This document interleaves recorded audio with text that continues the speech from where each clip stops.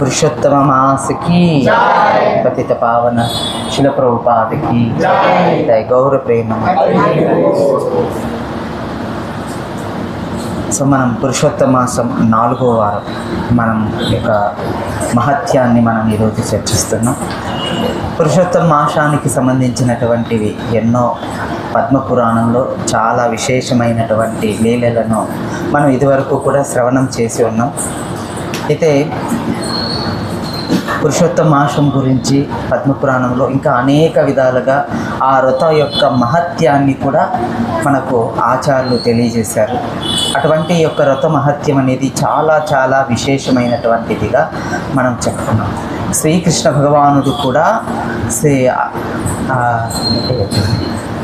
భగవానుడు కూడా పాండవులకు చెప్తున్నాడు అన్నమాట, ఈ యొక్క పురుషోత్తమ మాసము కన్నా విశేషమైనటువంటిది మరొకటి ఏదీనూ లేదు.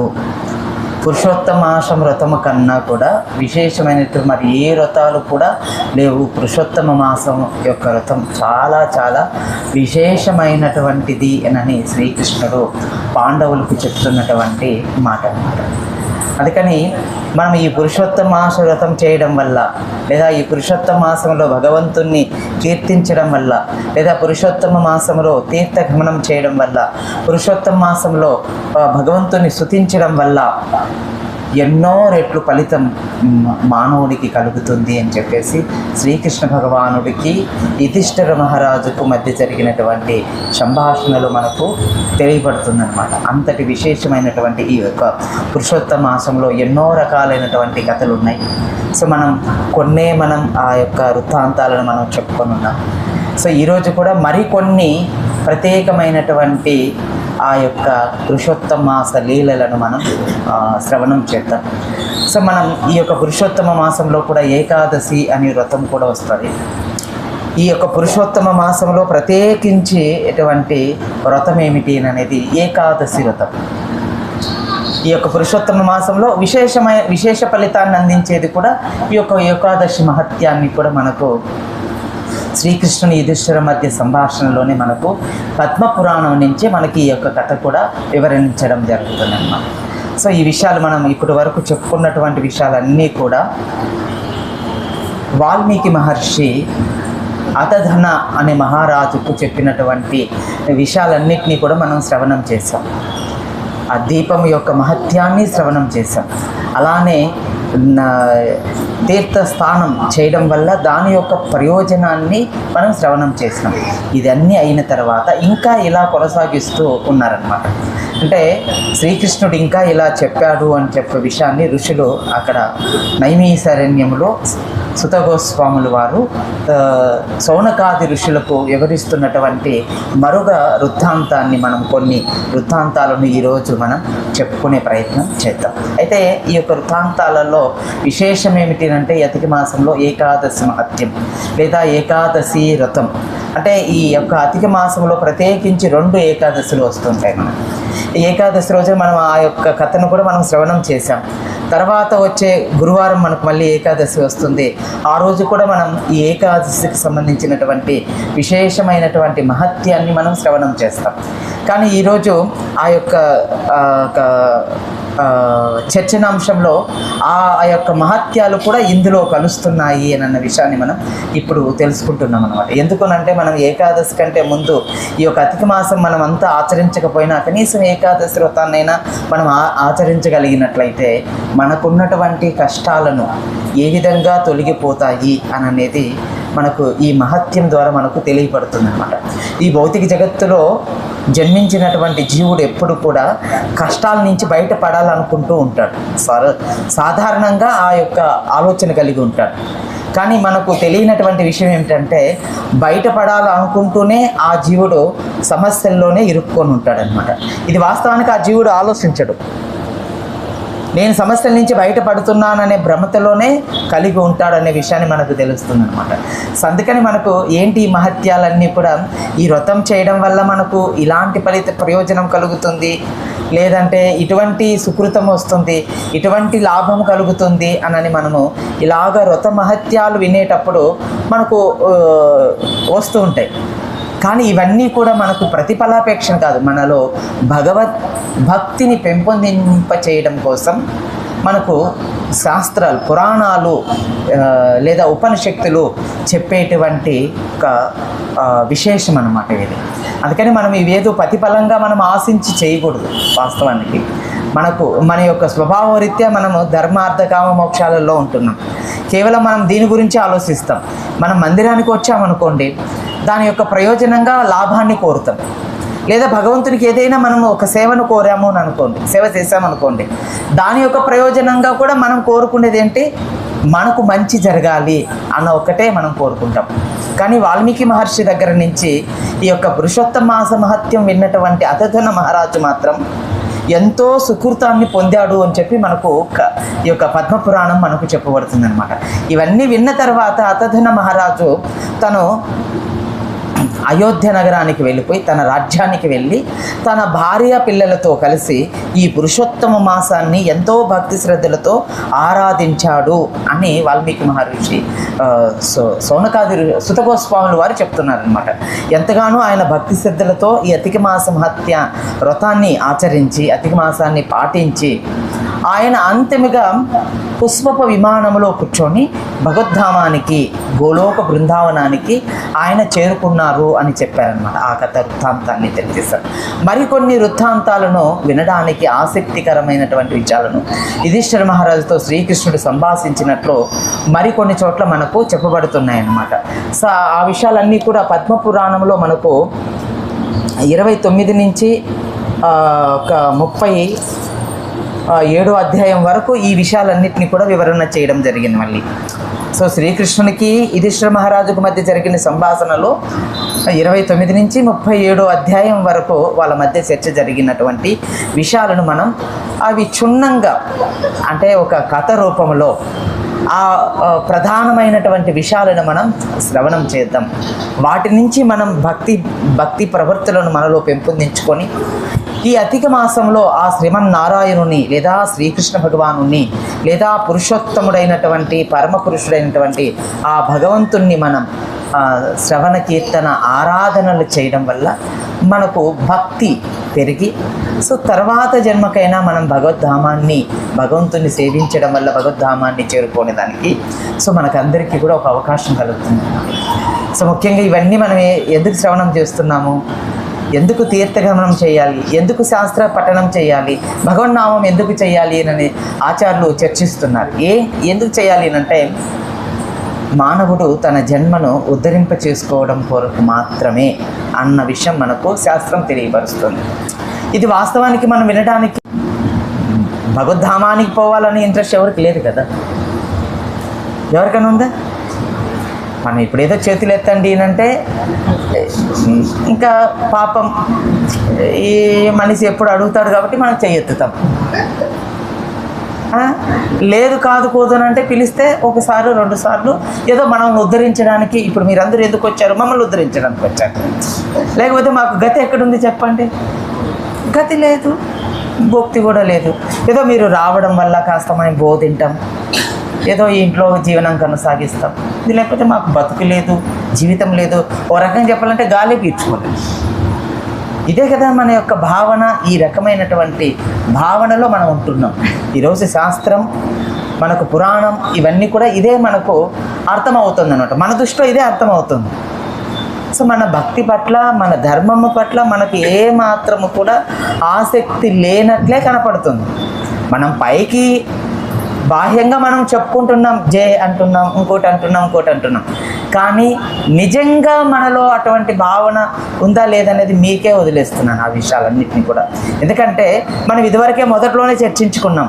ఈ యొక్క అధిక మాసం ప్రారంభంలోనే అధిక మాస మహత్యం గురించి చెప్పుకునేటప్పుడు మంగళహారతి అటెండ్ అవ్వాలి అని అనేసి, మనం మంగళహారతికి రాకపోయినా సాయంకాలం హారతికైనా మనం వస్తున్నాం అంటే దాని అర్థం ఏంటి అని అంటే సో ఏదో మనకు మంచి ఫలితం కావాలని. మళ్ళీ తర్వాత మనం కార్తీక మాసం, తర్వాత మాఘమాసం, మళ్ళీ వైశాఖ మాసం, తర్వాత శ్రావణ మాసం ఇలానే వస్తాం. మిగిలిన మాసాలలో అంటే మనకు దేవుడు లేడు. అంటే ఈ మాసంలో మనకి ఏదో ఒక ప్రయోజనాన్ని చేకూరుస్తుందని శాస్త్రమో లేకపోతే అక్కడ ఉన్న స్వామీజో చెప్తే మనం దానికి వస్తాం, లేదంటే తర్వాత దాన్ని వదిలిపెట్టేస్తున్నాం. అంటే ఇది మనకున్నటువంటి శాస్త్రపు అవగాహన. సో కాబట్టి మీరందరూ కూడా ఎంతో ఉన్నతులు, సద్భావాలు కలిగినటువంటి వాళ్ళుగా సో మనం అర్థం చేసుకోవాలి. అంతేనా? సో ఇది మనలో ఉన్నటువంటి మహోన్నతమైనటువంటి శుభపదమైనటువంటి లక్షణాలు అని అనలేదనుకోండి, రేపు వారం మనం భగవన్ నామం చేయం.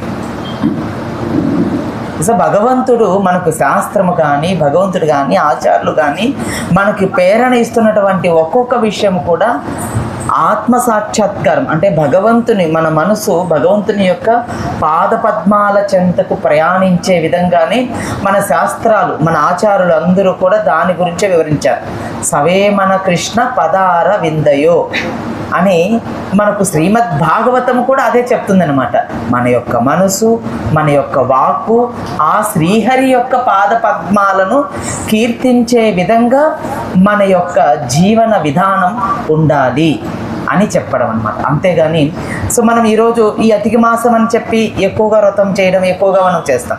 ఈ అధిక మాసం అయిపోయిన తర్వాత మళ్ళీ మనం సేమ్ పరిస్థితిలోకి వెళ్ళిపోయినప్పుడు మనకి ఈ అధిక మాసం యొక్క ప్రయోజనం ఏం కలిగిస్తుంది? మీరే ఒక్కసారి ఆలోచించండి. ఎగ్జామ్స్ ఉన్నప్పుడే చదువుకుంటామండి, మిగతా రోజుల్లో మేము స్కూల్కి కానీ కాలేజీకి పోము, మేము పాఠాలు గీటాలు వినము అని అంటే మనకి ఎగ్జామ్ రాయగలమా? మంచిగా అలా చేస్తామా? మనం మొదటి నుంచి కాలేజీకి వెళ్ళాలి, చక్కగా పాఠాలు వినాలి, చక్కగా చదువుకోవాలి, అలా ప్రిపేర్ అవ్వాలి, తర్వాత ఎగ్జామ్ పేపర్ ఇస్తే మనం చక్కగా రాయగలుగుతాం. మనం కాలేజీకి వెళ్ళకుండా, ప్రిపేర్ అవ్వకుండా ఎగ్జామ్ పేపర్ తీసుకొని ఏదో మనకు తోచింది రాసి ఇచ్చి ఆడ పడేసి వస్తాం. మనకు మార్కులు వస్తాయా అంటే రావు. ఇది కూడా అంతే అన్నమాట. మన యొక్క భక్తి జీవితానికి ఎంతో ప్రధానమైనటువంటి విషయం ఈ యొక్క ఇలాంటి మాసాల ద్వారా మనలో భక్తిని పెంపొందింపచేసే విధంగా మనకు ఆచార్యులు ఇస్తున్నటువంటి ఒక మార్గదర్శనంగా మనం అర్థం చేసుకోవాల్సినటువంటి విషయం అన్నమాట. అయితే శ్రీకృష్ణ భగవానుడు యుధిష్ఠిర మహారాజుకు ఈరోజు మహత్యంలో ఒక కథ చెప్తున్నాడు అనమాట. పూర్వం విశ్వకర్మ అనే ఒక బ్రాహ్మణుడు ఉండేవాడు అనమాట. చాలా మంచి బ్రాహ్మణుడు, తపస్సంపన్నుడు కలిగినటువంటి వాడు, సద్భావాలు ఉన్నటువంటి బ్రాహ్మణుడు. అతనికి 5 మంది సంతానం. అందులో చివరి వాడు జయచర్మ, అంటే అందరికంటే చిన్నవాడి పేరు ఏమిటి అంటే జయచర్మ.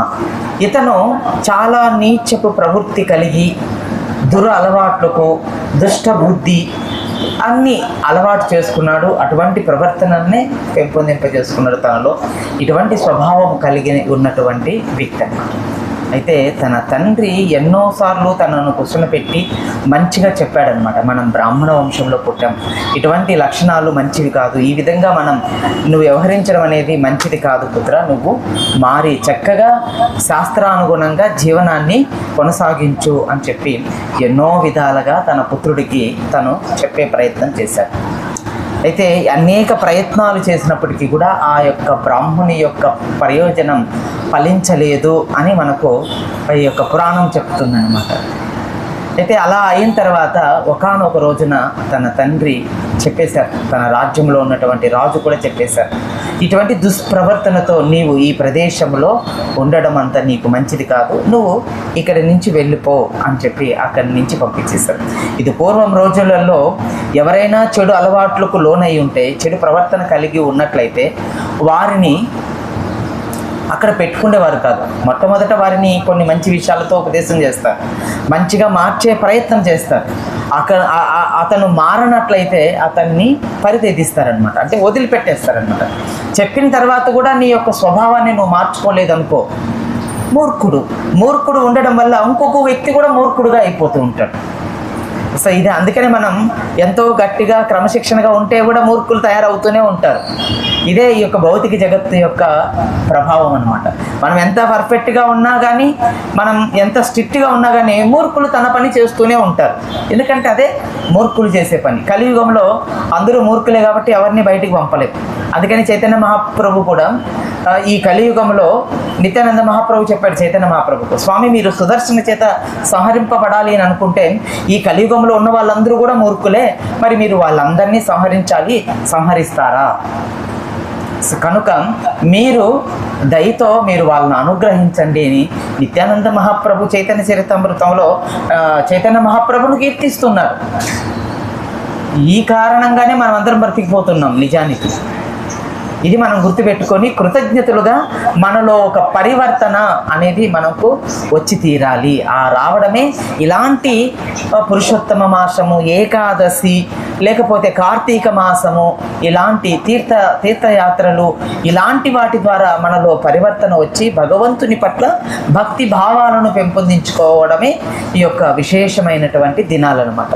సో కాబట్టి ఇతనికి కూడా అటువంటి లక్షణాలు లేని కారణంగా ఆ రాజ్యములో నుంచి తనను పంపించేశారు.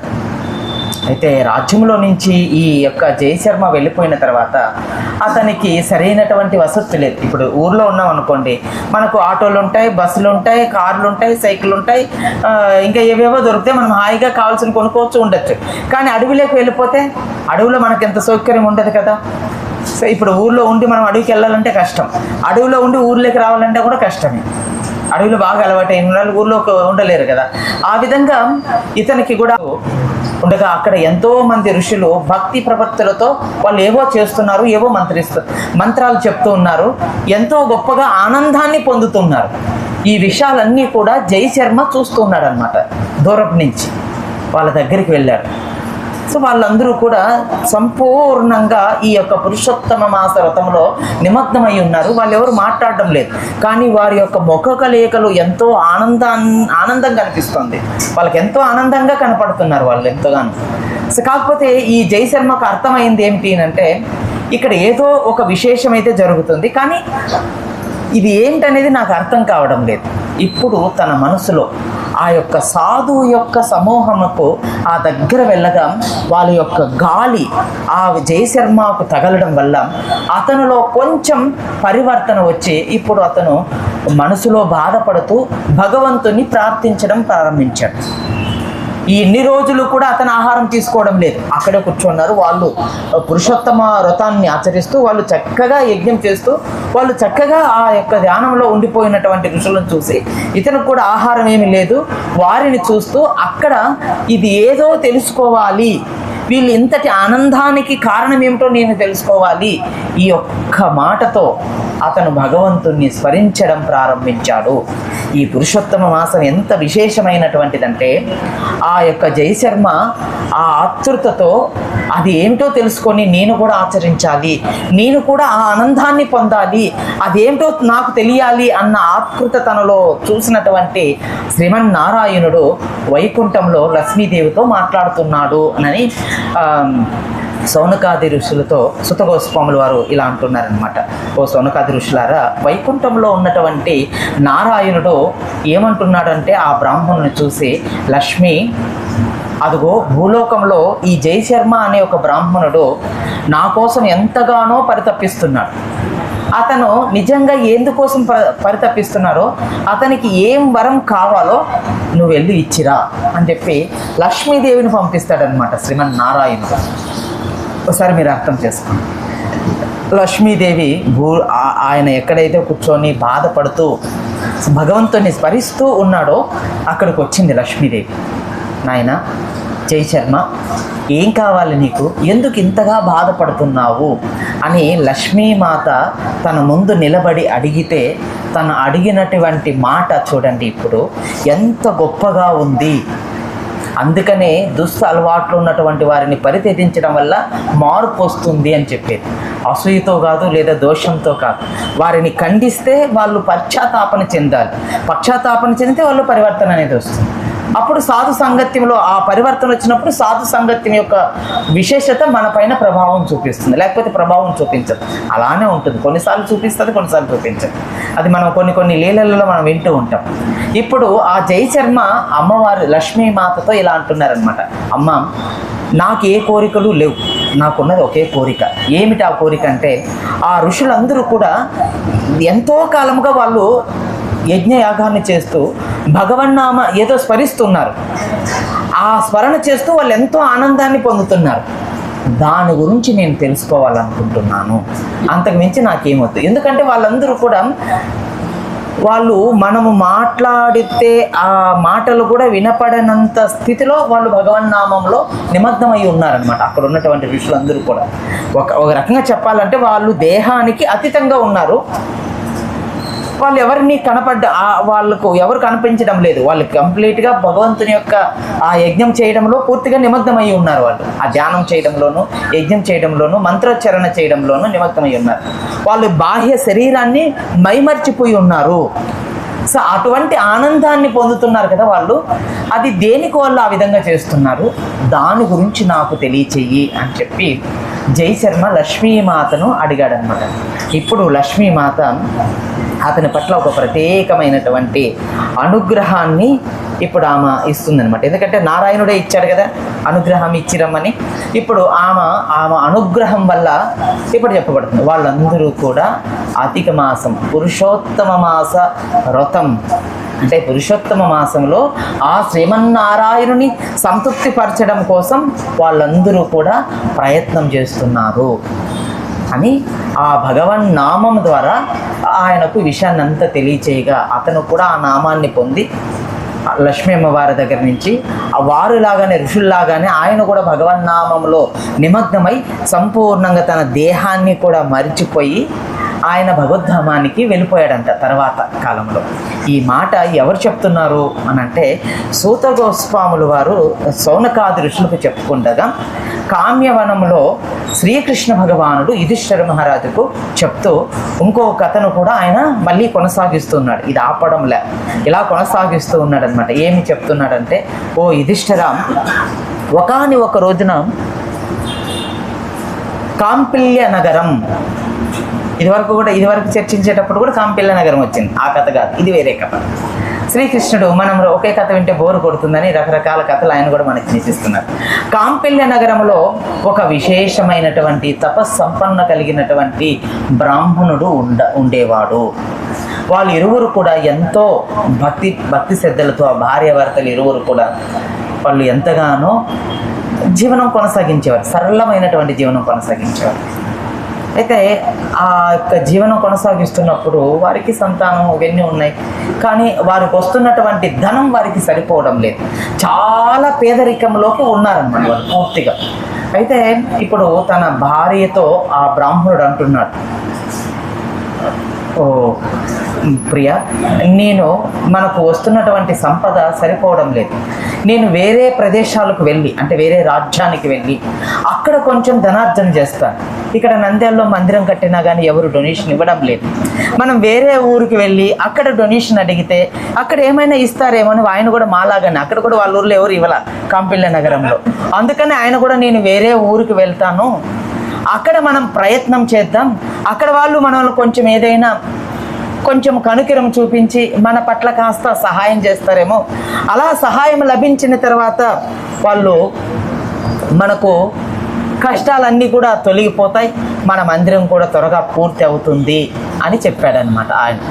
అయితే ఆ భార్య ఏమంటుంది అంటే, స్వామి మీరు ఏదైతే చెప్పారో అది మంచి విషయమే.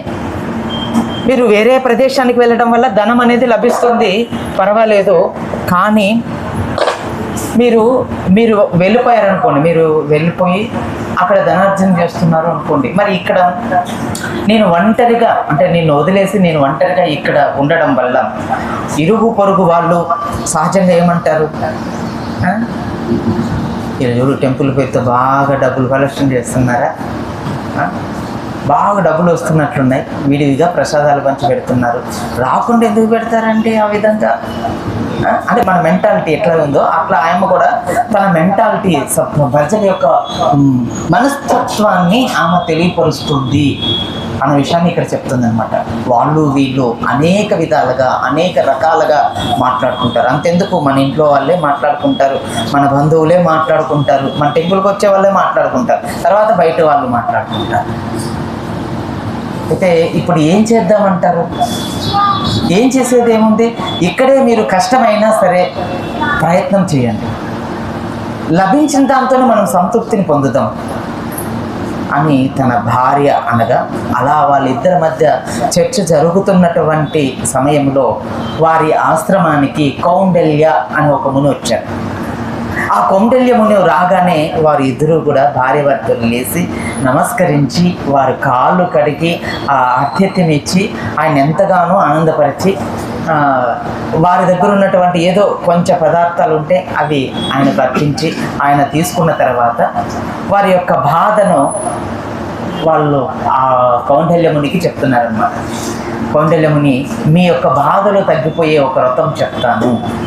మీరు అధిక మాసం పాటించడం వల్ల, అధిక మాసంలో వచ్చు ఏకాదశిని పాటించడం వల్ల కూడా మీకు ఈ కష్టాలు అంటే ఈ యొక్క దీన పరిస్థితి, ఈ దరిద్ర పరిస్థితి, ధనం లేనటువంటి హీన పరిస్థితి నుంచి మీరు బయటపడతారు అని కౌండిల్యముని పద్మ అంటే లక్ష్మీమాత యొక్క విశేషత గురించి, అధిక మాసంలో వచ్చు ఏకాదశి వ్రత మహత్యం గురించి ఆయనకు వివరణ చేసి, ఈ ఏకాదశి వ్రతాన్ని మీరు పాటించండి. అధిక మాసంలో వచ్చు ఏకాదశికి చాలా విశేషత ఉంటుంది. ఇప్పుడు సంవత్సరానికి 24 ఏకాదశులు వస్తాయి, కానీ అధిక మాసం వచ్చినప్పుడు మాత్రం 26 ఏకాదశులు వస్తాయి. కానీ అటువంటి ఏకాదశి ఈ అధిక మాసం వ్రతంలో వచ్చు ఏకాదశి చాలా విశేషమైనటువంటి వ్రతం. సో ఈ వ్రతాన్ని మీరు చేయడం వల్ల మీకున్నటువంటి దరిద్రం అంతా కూడా వెళ్ళిపోతుంది అని చెప్పి, ఇప్పుడు మనం ఏదైతే కథ చెప్పుకున్నామే ఆ కథ వృత్తాంతం అంతా కూడా కృష్ణునికి యుధిష్ఠిర మహారాజుకు జరిగిన సంభాషణ, అక్కడ సౌనకాది ఋషులకు ఆ సుత గోస్వామికి జరిగిన సంభాషణ, ఈ ఋషి కూడా వారికి చెప్పారు. ఈ కథను మీరు మళ్ళీ గుర్తు తెచ్చుకోండి, మళ్ళీ అంత కథ చెప్పలేం కదా. సో ఈ విషయాన్ని అంతా చెప్పుకున్న తర్వాత వాళ్ళు కూడా ఈ వ్రతాన్ని పాటించినటువంటివి, అధిక మాస వ్రతాన్ని పాటించి వారి యొక్క జన్మను సార్థకత చేసుకొని వారికి ఉన్నటువంటి దుఃఖాలు అన్నిటినీ కూడా తొలగించుకున్నారు అని ఈ శ్రీకృష్ణ భగవానుడు యుధిష్ఠిర మహారాజుతో చెప్తున్నారన్నమాట. అలా చెప్తూ వాళ్ళు కూడా ఈ యొక్క పురుషోత్తమ మాస వ్రతాన్ని ఆచరించి అంతిమగా వాళ్ళు గోలోక బృందావనాన్ని అంటే వాళ్ళు భగవద్ధామానికి చేరుకున్నారు యుధిష్ఠిర అని చెప్పి శ్రీకృష్ణ భగవానుడు ఈ యొక్క పురుషోత్తమ మాస మహత్యంలో యుధిష్ఠిర మహారాజుకు చెప్తూ ఉన్నారు. సో మరొక కథను కూడా శ్రీకృష్ణుడు ఇంకా ఇలా కొనసాగిస్తూ ఉన్నాడు. ఓ యుధిష్ఠిరం, ఈ యొక్క పురుషోత్తమ మాసం ఎంత విశేషమైనటువంటిది అని శ్రీకృష్ణుడు మళ్ళీ ఇంకా చెప్తున్నాడు అనమాట. ఎంత విశేషమైనటువంటిది అనే పదం మనం పదిసారి వాడుతూనే ఉన్నాం. ఎందుకు వాడుతున్నామంటే కృష్ణుడు ప్రతిసారి యుధిష్ఠిరుడికి చెప్పేటప్పుడు, సౌనకాది ఋషులు సుత గోస్వామి సౌనకాది ఋషులకు చెప్పేటప్పుడు, వాల్మీకి ముని అతధన మహారాజుకు చెప్పేటప్పుడు, అగస్త్యముని వేరే రాజుకు చెప్పేటప్పుడు ఈ యొక్క అధిక మాస మహత్యాన్ని అంత విశేషంగా వర్ణించారు అనే విషయాన్ని మనకు తెలియపరుస్తుంది అనమాట. ఎన్నో వ్రతాలు ఉన్నప్పటికీ కూడా ఈ అధిక మాస వ్రతాన్ని మాత్రం ప్రత్యేకించి వివరణగా చాలా విశేషంగా వర్ణించారు అనేసి. పూర్వం మనకందరికీ కూడా పరిచయస్తులైనటువంటి మంచి పేరు ఎవరో తెలుసా? కార్తీవీరార్జున అనే ఒక పేరు మనకందరికీ పరిచయం, మనం వింటూ ఉంటాం అతని గురించి. అతను ఒకానొకసారి రావణాసునితో భీకరమైనటువంటి యుద్ధం చేసి రావణాసుని ఓడించి బంధించినటువంటి గొప్ప పరాక్రమవంతుడు అని మనకు శాస్త్రం చెప్తుంది. రావణాసునే బంధించినటువంటి గొప్ప పరాక్రమవంతుడు. అతనికి సంతానం లేదు. 1000 మందిని వివాహం చేసుకున్నాడు కార్తీవీరార్జునుడు. 1000 మందిని వివాహం చేసుకున్నప్పటికీ కూడా అతనికి సంతానం లేదు. అందులో మొదటి భార్య ఎవరు అంటే పద్మ, ఇక్ష్వాకు వంశంలో జన్మించినటువంటి హరిశ్చంద్ర మహారాజు యొక్క కుమార్తె అయినటువంటి పద్మ వివాహం చేసుకున్నాడు. ఇప్పుడు పద్మను తీసుకొని ఈ యొక్క కార్తీవీరార్జునుడు అడవికి వెళ్ళిపోయాడు. దేనికినంటే పుత్ర సంతానం కోసం 10,000 సంవత్సరాలు వాళ్ళ భార్యాభర్తలు కలిసి తపస్సును ఆచరించారన్నమాట. 10,000 సంవత్సరాలు, ఏదో 1 రోజు 2 రోజులు కాదు, 10,000 సంవత్సరాలు వారు కూడా తపస్సును ఆచరించి పూర్తిగా ఈ కార్తీవీరార్జునుడు ఎంతో బలశాలి, ఎంతో బలము కలిగినటువంటి వాళ్ళు, గొప్ప వీరుడు. కానీ ఇప్పుడు ఆ ఉపవాసం చేయడం వల్ల, తపస్సు చేయడం వల్ల అతని శక్తి అంతా కూడా తగ్గిపోయింది, శరీరం అంతా కూడా చన్నగిల్లిపోయింది. ఒక రకంగా చెప్పాలంటే పూర్తిగా ఆయన బలహీనుడుగా మారిపోయాడు అనేది శాస్త్రం చెప్తుంది.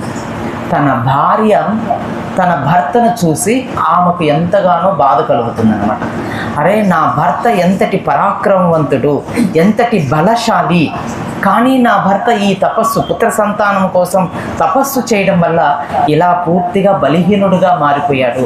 ఇప్పుడు ఏంటి ఈ పరిస్థితి అని అంటూ ఆమె ఏం చేసిందంటే అత్రిముని ఆశ్రమానికి వెళ్ళిందన్నమాట.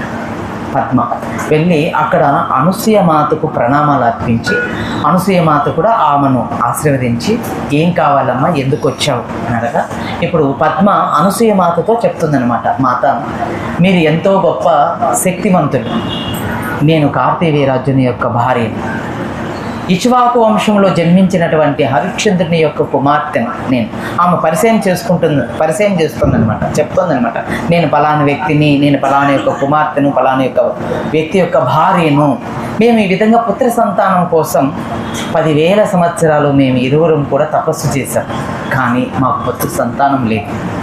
అది ఒక రకంగా మా మనసులో ఎంతో బాధ, హృదయాన్ని కొంగ తీసేస్తుంది. ఒకటి. రెండోది ఏమిటి అంటే, మేము ఈ విధంగా తపస్సు చేయడం వల్ల నా భర్త కూడా పూర్తిగా బలహీనుడైపోయాడు. ఈ పరిస్థితిని చూసి నా మనసుకు ఎంతగానో బాధ కలుగుతుంది. మాత అనసూయ, మాకు ఏదైనా ఒక మార్గాన్ని చూపించండి అని ఆమె ఎంతో ఆర్తుతో అనసూయ మాతను పద్మ కోరుకునిందన్నమాట. అప్పుడు అనసూయ మాత పద్మను ఆశీర్వదిస్తూ చెప్తుందన్నమాట. అత్రిముని అంటున్నాడు అన్నమాట, కార్తవీర్యార్జునుని యొక్క తల్లిదండ్రులు కూడా, వాళ్ళ తల్లిదండ్రుల పేరు ఇవ్వలేదు ఈ యొక్క పురాణంలో, వారి యొక్క తల్లిదండ్రులు కూడా అధిక మాస వ్రతమును ఆచరించి ఈ బలవంతుడైనటువంటి కార్తవీర్యార్జునుని పొందారు అన్న విషయం విన్నట్లు అత్రిముని చెప్తున్నాడు అనమాట. ఎవరికి ఇక్కడ ఈ విషయాన్ని చెప్తున్నటువంటి వారు ఎవరంటే పులశ్యుడు నారదునికి చెప్తున్నాడు ఈ కథను. పులశ్యముని నారదుడికి చెప్తున్నాడు. ఇదే వృత్తాంతాన్ని శ్రీకృష్ణుడు యుధిష్ఠిర మహారాజుకి చెప్తున్నాడు. ఇదే కథను సౌనకాది ఋషులకు సుత గోస్వాముల వారు చెప్తున్నారు. ఇదే కథను ఇక్కడ మనం చర్చించుకుంటూ ఉన్నాం. అర్థమవుతుంది ఎంతమంది చర్చ ఈ యొక్క కథాంశం. సో ఈ రకంగా పులశ్యముని నారదమునితో అంటున్నాడు, ఏమనంటే, నారద, ఈ సన్నివేశం పద్మ అనసూయ మాత దగ్గరికి ఏవైతే పుత్ర సంతానం గురించి అడిగిందో అత్రిముని అంటున్నాడు ఏమని అంటే, కార్తవీర్యార్జుని యొక్క తల్లిదండ్రులు కూడా అధిక మాస రహత్యాన్ని ఆచరించి బలశాలుడైనటువంటి పుత్రుని పొందారు. కాబట్టి ఇప్పుడు అనసూయ మాతను అత్రిముని ఇద్దరు కలిసి పద్మకు అధిక మాస మహత్యం గురించి వివరణ చేసి అధిక మాస వ్రతాన్ని గురించి వాళ్ళు చెప్తున్నారన్నమాట. ఆ విధంగా చెప్పిన తర్వాత ఆమె కూడా చక్కగా వారి దగ్గర నుంచి శ్రవణం చేసి ఈ అధిక మాస మహత్యాన్ని శ్రవణం చేసి అధిక మాసంలో వచ్చి ఏకాదశులను కూడా ఆమె పాటించి ఆ పిమ్మట వారికి ఒక కొంతకాలం తర్వాత బలమైనటువంటి ఒక పుత్రుడు కలిగాడు, ఎవరికి, కార్తవీర్యార్జునుడికి అని చెప్పారనమాట. ఆ తర్వాత ఆమె కూడా ఈ యొక్క వ్రతాన్ని ఇలా కొనసాగిస్తూ భగవద్ధామాన్ని పొందారు, భూలోక బృందావనం చేరుకున్నారు అని ఈ యొక్క వృత్తాంతాన్ని శ్రీకృష్ణ భగవానుడు యుధిష్ఠిర మహారాజుకు కామ్యవనంలో ఉన్నప్పుడు చెప్పినటువంటి కథ అన్నమాట. ఇంతటితో ఆ కథను ముగిస్తూ శ్రీకృష్ణుడు ఈ యొక్క పురుషోత్తమ మాస మహత్యం గురించి పూర్తి చేస్తున్నాడు అన్నమాట. ఇది ఈరోజు యొక్క పురుషోత్తమ మాసం యొక్క మహత్యం ఈ రోజుతో మనం సమాప్తం. హరే కృష్ణ.